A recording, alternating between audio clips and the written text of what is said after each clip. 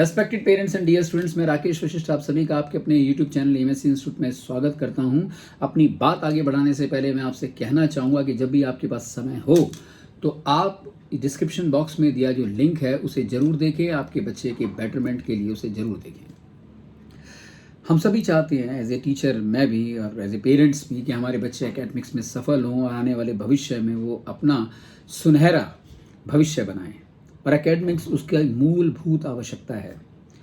अब हम सभी जानते हैं कि भाई 12th के बाद बच्चे को अमूमन सभी किस्म के एंट्रेंस एग्जाम्स में जिसमें जिस सब्जेक्ट के प्रति, जिस कैरियर के प्रति रुचि होती है, वो उसके एंट्रेंस एग्जाम की तैयारी करता है। चाहे वो जी की बात कर ली जाए, चाहे वो नीट की बात कर ली जाए, चाहे various other competitive exams like CUET etceteras की बात कर ली जाए। अब बात उठती है कि एकेडमिक सफलता का जो राज है वो कहाँ छुपा हुआ है। इसका की जो जड़ें हैं, जिसे हम कहते हैं कि आने वाले समय में हमारा बच्चा बहुत अच्छी एकेडमिक सक्सेस हासिल करे, उसकी जो जड़ें हैं वो 9th और 10th है।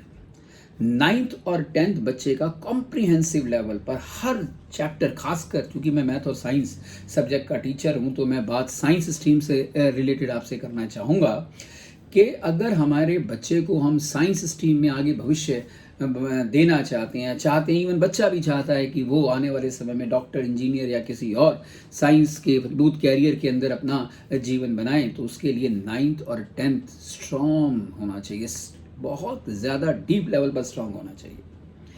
हर चैप्टर, उसके बारीक से बारीक कॉन्सेप्ट, उसकी जड़ें जो हैं वो उसके ब्रेन के अंदर बैठी हुई होनी चाहिए। तो 9th और 10th वो आधार है जिसके ऊपर आने वाले समय में आप नॉलेज की कितनी ही मंजिलें खड़ी कर लें, वो बच्चा उसे आसानी से डाइजेस्ट कर पाएगा, समझ पाएगा।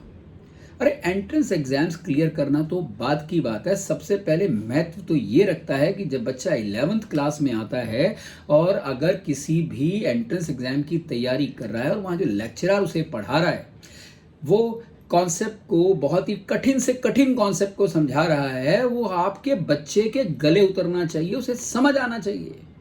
और उसे समझ आने के लिए उसकी पुरानी क्लासेस स्ट्रांग होनी बहुत ज़रूरी है। अरे एंट्रेंस क्लियर करना बात की बात है, पहले जो सिलेबस है एंट्रेंस का, क्या वो उसको डाइजेस्ट कर पा रहा है, क्या वो उसे समझ पा रहा है, इस चीज़ को समझना बेहद ज़रूरी है। इस चीज़ को समय रहते समझना बहुत ज़रूरी है। आज 9th और 10th की समय के साथ साथ हम देखें, हो सकता है गवर्नमेंट के अपने कोई लॉजिकल रीजन हो, लेकिन सिलेबस की क्वालिटी एंड क्वांटिटी समय के साथ साथ डिक्रीज होती जा रही है। ना के बराबर प्रैक्टिस की एक्सरसाइजेस गिवन है।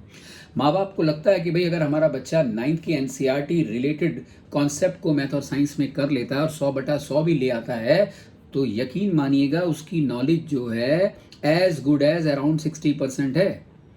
क्योंकि एंट्रेंस एग्जाम्स के सिलेबस की अगर बात की जाए तो वो सिलेबस तो वही 10-15 साल पुराना है।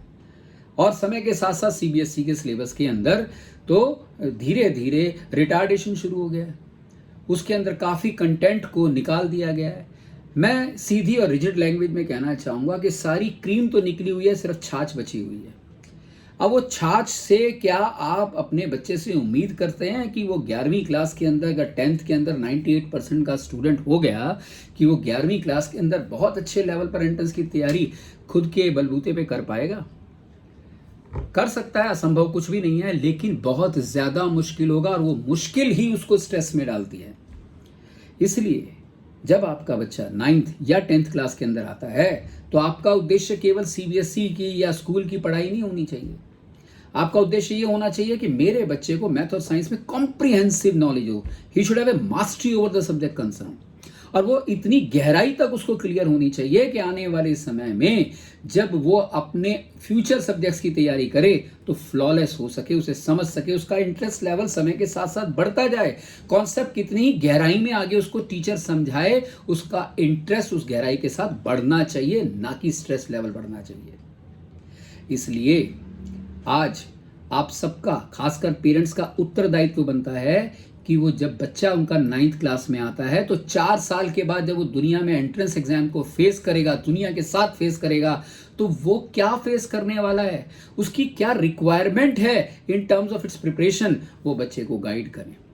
उन्हें बताएं कि भाई केवल इतना सा ही काम कर NCERT ओरिएंटेड आप आने वाले समय में सफल नहीं हो पाएंगे। इसलिए बच्चे को अपार्ट फ्रॉम NCERT जितना हो सके मैं तो ये कहता हूँ कि हम जिसे कहते हैं ना कि भाई 9-10 के अंदर फाउंडेशन कोर्स की तैयारी की जा रही है, कि हम फाउंडेशन का मतलब ये हो गया कि हम 11th एंड 12th के लिए बच्चे की फाउंडेशन तैयार कर रहे हैं कि जी और नीट के लेवल को तैयार कर सके, उसकी तैयारी को समझ सके और पूरी प्रोबेबिलिटी के साथ वो एंट्रेंस को क्लियर कर सके। ये बात सही है, अपनी जगह अच्छी भी है, लेकिन फिर भी मैं अपने अनुभव के साथ कह सकता हूं और अपने अनगिनत स्टूडेंट्स जो कि सफल हुए हैं जी और नीट के अंदर भी, उसके आधार पर आपसे कह सकता हूं कि अगर 9th और 10th बच्चे का एनसीईआरटी का सिलेबस जो करंट है और जो डिलीट कर दिया गया है उसको भी अगर उसे करा दिया जाए और गहराई से करा दिया जाए, और कराने का अर्थ ये नहीं है कि उसके कॉन्सेप्ट को सिर्फ समझा दिया जाए, उसकी immense amount of writing practice कराई जाए। क्योंकि कोई भी बच्चा अगर किसी स्पेशलाइज्ड कोचिंग के लिए जा रहा है या इवन स्कूल में भी पढ़ने के लिए जा रहा है, तो वहाँ जब टीचर पढ़ाता है या हम लोग पढ़ाते हैं तो पढ़ाते समय हमारा ज्ञान बढ़ता है। हमारे स्टूडेंट ने क्या सीखा इसका पता कैसे लगेगा? इसका पता लगेगा जब पंक्चुअलिटी के साथ, डिसिप्लिन के साथ, पीरियोडिकली हम उसका राइटिंग के अंदर टेस्ट लेंगे। अरे जब टेस्ट लेते हैं तो टेस्ट लेने के समय भी बच्चे के एटीट्यूड को ऐसे बदला जाए कि भाई इसे आप मार्क्स पॉइंट ऑफ व्यू से मत दो। इस टेस्ट का उद्देश्य सिर्फ ये होना चाहिए कि आपको अपनी स्ट्रेंथ और वीकनेस जो है पता लगे। एक टीचर जब पढ़ाता है, एक चैप्टर को खत्म करता है, उससे रेलेवेंट 10 क्वेश्चन अगर बच्चे से पूछता है और मान के चलिए 6 क्वेश्चन बच्चे ने सही कर दिए, 4 गलत कर दिए, क्यों कर दिए? क्या कॉन्सेप्ट नहीं आता, या कॉन्सेप्ट को अप्लाई करना नहीं आता, या कैलकुलेशन मिस्टेक है, राइट, या अगला घर पे पढ़ता ही नहीं? क्या कमी है उस बच्चे के अंदर? वो ड्यूचर के सामने आनी चाहिए। और पढ़ाने का उद्देश्य ही यही है कि जब वो कमी सामने आए तो समय के साथ साथ उस कमी पर with the due support of the child, क्योंकि बिना बच्चे की सपोर्ट के टीचर कुछ नहीं कर सकता। अगर बच्चा पढ़ना ही नहीं चाहता और टीचर अपनी पूरी कोशिश कर रहा है और वो सफल हो जाए, ऐसा नामुमकिन है। अगर ऐसा मुमकिन होता तो दुनिया में सबसे ज़्यादा पावरफुल इंसान एक अध्यापक ही होता, और हर अध्यापक का बच्चा जो है एकेडमिक्स के अंदर टॉप लेवल पर होता। जो बच्चे की ड्यूटी है वो बच्चे को करनी होगी, जो टीचर की ड्यूटी है वो टीचर को करनी होगी, जो माँ बाप की ड्यूटी है वो माँ बाप को करनी होगी।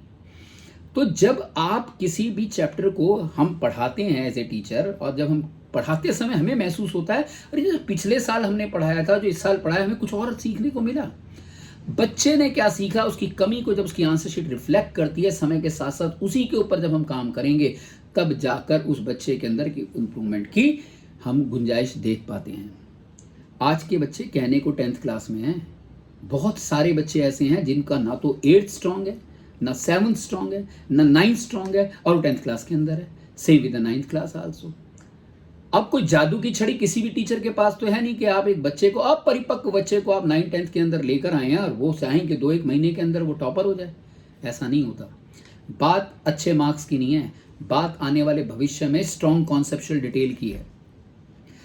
तो मैं अपने अनुभव के साथ पिछले 25-30 साल से पढ़ाते हुए मैं ये देख पा रहा हूँ, और ये मैं प्रैक्टिकली देखा भी है कि जो सो कॉल्ड ऑर्डिनरी स्टूडेंट्स हैं वो एक्स्ट्रा ऑर्डिनरी परफॉर्मर बने, और बने ही नहीं, उन्होंने अच्छे अच्छे लेवल पर अपने एंट्रेंस एग्जाम्स क्लियर करे। उसका बेसिक आधार यही था कि हमने उनको उनके कॉन्सेप्ट से स्ट्रॉन्ग किया, और केवल स्ट्रॉन्ग ही नहीं किया, उसके ऊपर जमकर राइटिंग प्रैक्टिस कराई।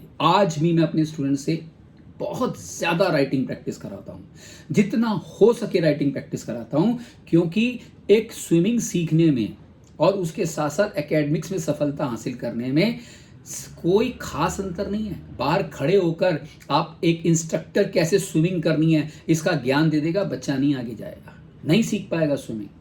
इसी तरीके से एकेडमिक्स में अगर बच्चे को मैथ और साइंस जैसे सब्जेक्ट के अंदर आगे लेकर जाना है तो उसको समझाने के बाद उससे जो समझाया गया उसे बार बार पूछा जाए, बार बार पूछा जाए, बार बार राइटिंग में पूछा जाए।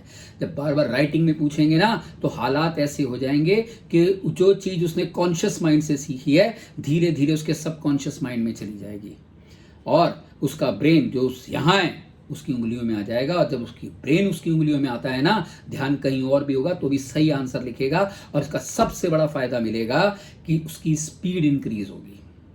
अगर बच्चे की स्पीड इंक्रीज होती है तो आने वाले समय के अंदर वो कॉम्पिटिटिव एग्जाम्स के लिए सफलता मिले उसमें, उसके लिए अपने आप को तैयार कर पा रहा है। आज जो वक्त आ गया है वो ऐसा वक्त है कि जब हम बच्चे को पढ़ाएं और 9th to 12th जो भी हम उसे पढ़ाएं, खासकर अगर मैं फिर दोबारा रिपीट करता हूं 9th और 10th की अगर मैं बात करूं, तो उद्देश्य ये होना चाहिए कि हमने जो कुछ भी पढ़ाया उसके बाद बच्चे के सामने एक ऐसा क्वेश्चन आ जाए जो हमने नहीं पढ़ाया, जो उसने स्कूल में भी नहीं पढ़ा, जो उसने किसी किताब के अंदर भी नहीं देखा, फिर भी वो उस क्वेश्चन को अटेम्प्ट कर पाए, मिनिमम अमाउंट ऑफ टाइम में कर पाए और सही कर पाए।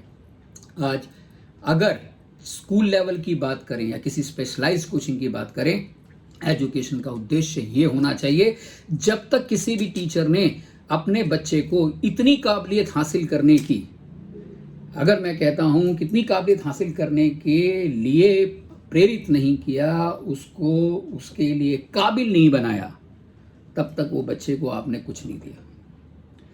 मैं बड़ी जिम्मेदारी से बात कहता हूं, जो भी बच्चे हमारे साथ कोऑपरेटिव हैं, मैं दावे से कह सकता हूं कि वो बच्चा जब आने वाले समय में टफ से टफ एंट्रेंस एग्जाम्स की तैयारी करेगा तो वो उसे समझ पाएगा, जुझारू होगा तो प्रैक्टिस करेगा, और प्रैक्टिस करेगा तो काबिल भी होगा और एंट्रेंस एग्जाम को क्लियर भी करेगा। कहीं भी उसके जीवन में स्ट्रेस नहीं आएगा।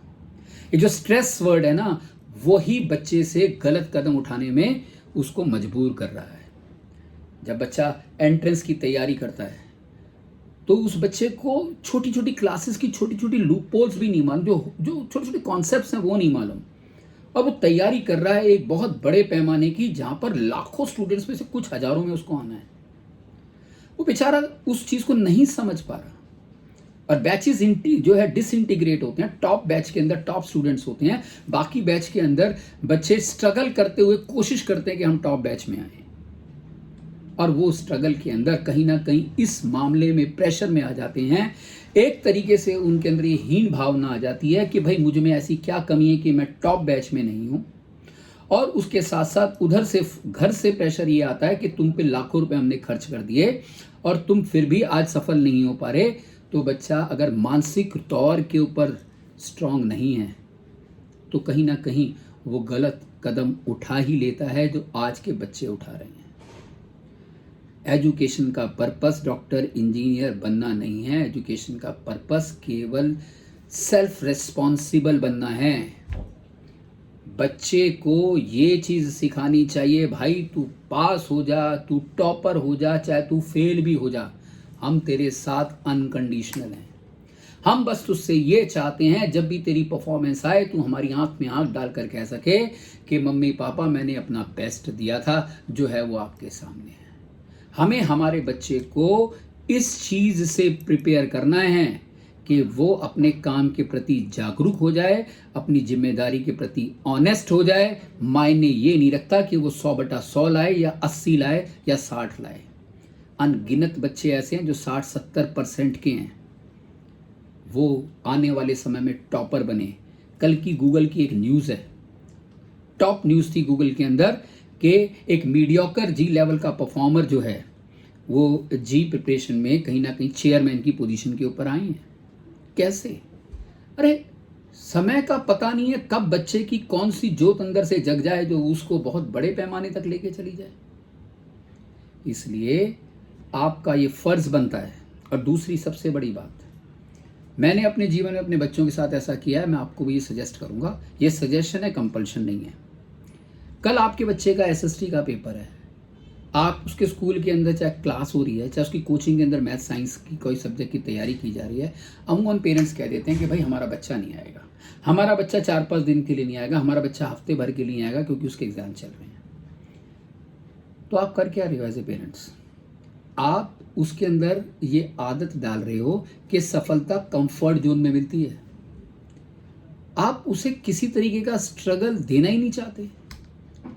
अरे कल एसएसटी का पेपर है, आपका फर्ज बनता है कि आप अपने बच्चे से कहें भाई आज क्लास अटेंड कर, रात को 2 घंटे कम सो जाकर तेरे को लगता है कि तुझे ज्यादा रिवीजन की जरूरत है तो, लेकिन कल का पेपर भी सफलतापूर्वक देकर आ, और आज की क्लास या टेस्ट जो भी तूने अटेंड करना है उसे भी सफलतापूर्वक कर।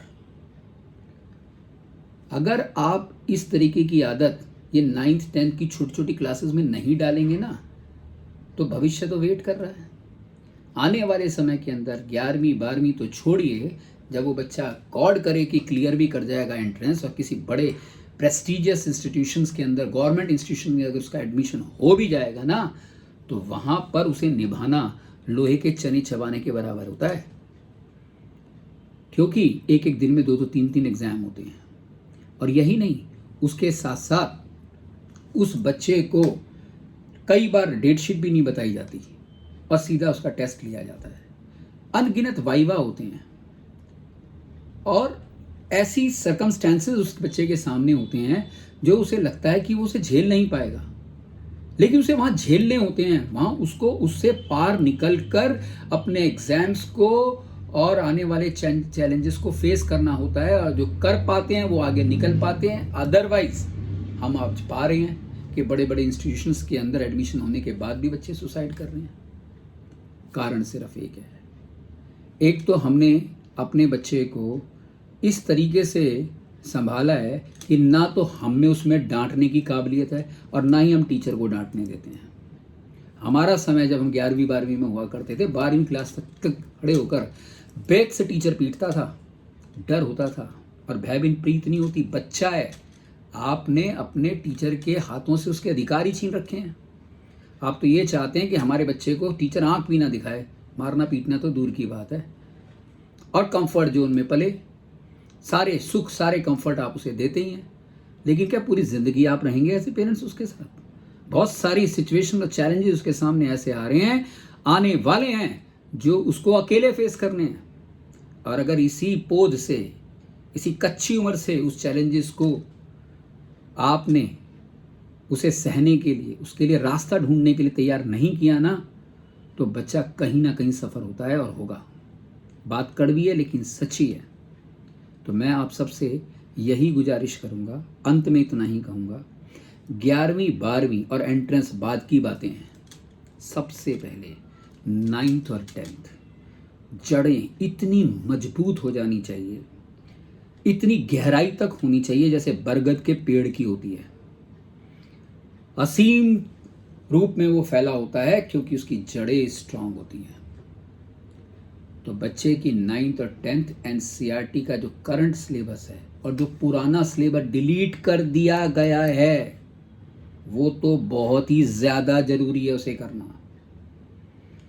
प्लस इसके अलावा जो भी एक टीचर का अनुभव है, उस अनुभव के अनुसार वो जो भी पढ़ाए उसे सबसे ज़्यादा अहमियत देनी चाहिए, क्योंकि हर ईमानदार टीचर ये चाहता है कि जो भी उसने 30-40 साल में सीखा है उसका स्टूडेंट 10 महीने में उससे खींच ले।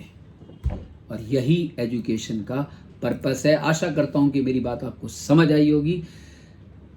विद गॉड ग्रेस मैं यही चाहूँगा, ईश्वर करे कि आपके बच्चे सफल हों आने वाले समय में एकेडमिक्स के अंदर। जो है, जो भी आप चाहते हैं उनसे, जो भी बच्चे चाहते हैं वो उस सफलता को हासिल करें, लेकिन उसके लिए उसका जो एल्गोरिदम है उसको फॉलो करना पड़ेगा, 9th 10th से ही करना पड़ेगा। तो यकीनन बच्चे के लिए सफलता एफर्टलेस हो जाएगी और वो जिस किसी भी एंट्रेंस की तैयारी करेगा आगे निकलता जाएगा। God bless you all.